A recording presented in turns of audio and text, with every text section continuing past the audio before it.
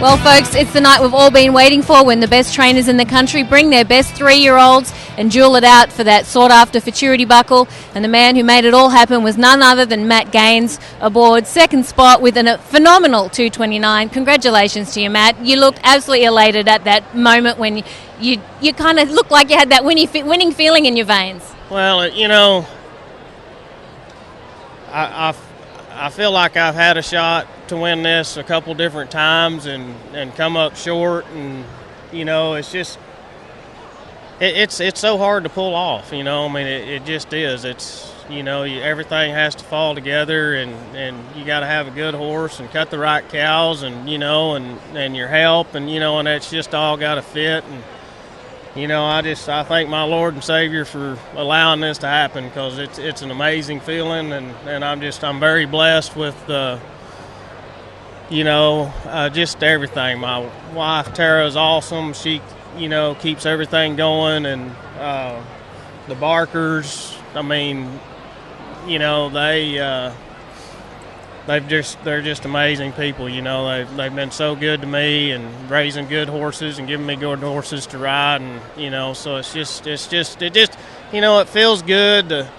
It feels good to the relief, finally win the Futurity, but it feels good to reward them, to do it for them. Thank you. And because they've been awesome, and I'm happy I was able to get the job done for them. Well, you were an absolute crowd favorite. Did you feel the crowd and the support behind you, because they were going crazy? Yeah, that's one of the things that's truly been amazing. I can't tell you, just especially since last night, the amount of texts and phone calls, and you see people in the exhibit hall and walking around, that are pulling for you, and it's hard, and you hear, it's your year. Well, I've heard it's your year so many times, and you just try to keep it all in check and stay focused, and because bottom line is, that's a really good horse, and I know she's been one of the favorites throughout the show, but you still got to get it done. You still got to get the cows cut, and you still got to get the job done. Nobody's going to give it to you, so. It kind of adds to the pressure sometimes, because you go rounds, and in the semis your score was building. You really peaked at the absolutely right time. Well, it's like I always say. Everybody asks what's the toughest round at the Futurity. It's the next one. That's how I say, the next one. Because once you get one over with, then it's the next one. But yeah, no, it's just it's an awesome feeling, and I just like I said, I feel blessed and glad to finally win this one.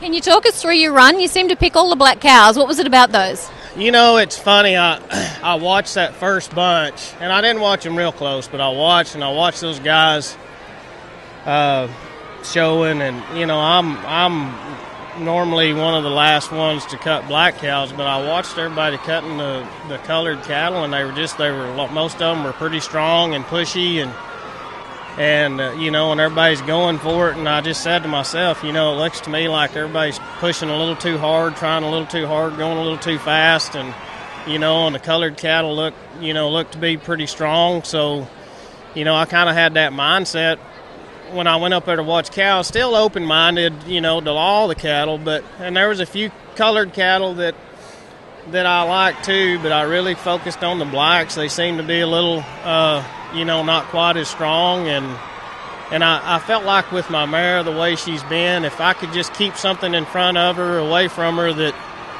that I could get enough done to give me a shot, and I just I didn't want to risk taking myself out, and so that was kind of my focus when I went up there, and it worked out. Is that the hardest part, finding that fine line between not forcing it but having enough happen to get that phenomenal score?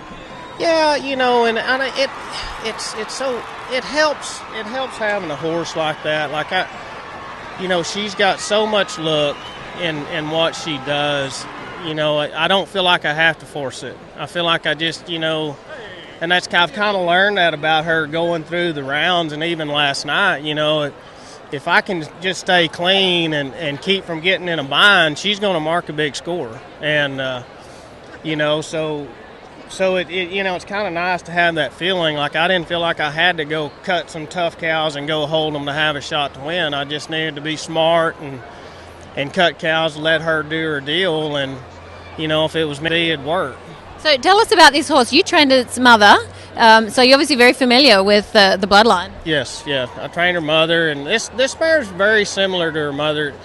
Her mother, a lot the same style, wasn't quite as quick. Her mother was a good bit longer, bodied mare, and she just couldn't get around quite as quick as this mare could. Do a lot of the same style, really big stop, real, work low to the ground and all, but she just wasn't quite as quick. This mare's built a little better, and it's quickened her up some, and she's just a little more of an athlete. So second spot kind of made a lie of a name. You're going to change it?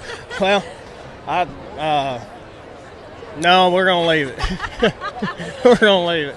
And you referenced it earlier. You've been cutting since you're a kid. You've pretty much won everything. 12 months ago you won the Open World Finals, and that had a huge following of fans. Obviously tonight you can hear the fans. Again, does it get any better than this?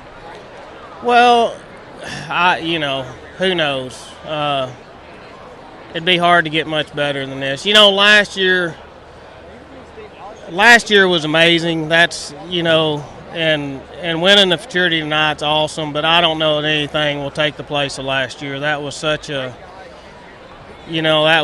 amazing journey, and you know what, we had to be good all year. Not one show. It was all year, and we had to be good all year, and just the work everybody put into it, the work Tara put into that mare, keeping her sound all year and hauling her all over the country. And, I'll never forget this, but I sure won't ever forget that either. It's been an awesome 2 years. Yeah, well, you've given everybody many memories and some really exciting cutting. Thank you very much, Matt. We really appreciate it. Well, thank you.